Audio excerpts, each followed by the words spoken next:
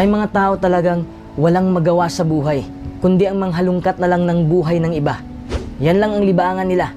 May mahilig magmaliit ng kapwa, may gagawing hindi maganda para pagtatawanan ka.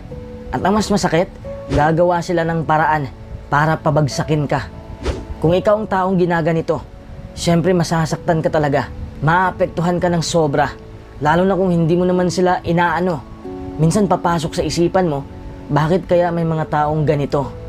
Bakit ginagawa nila ito? Kung nangyayari sa'yo ito, ano kaya ang gagawin mo? Paano ka kaya mag-respond sa kanila? Malalaman natin yan sa videong ito. Number 1, masaya sila sa kanilang ginagawa. Hindi natin maintindihan, di ba?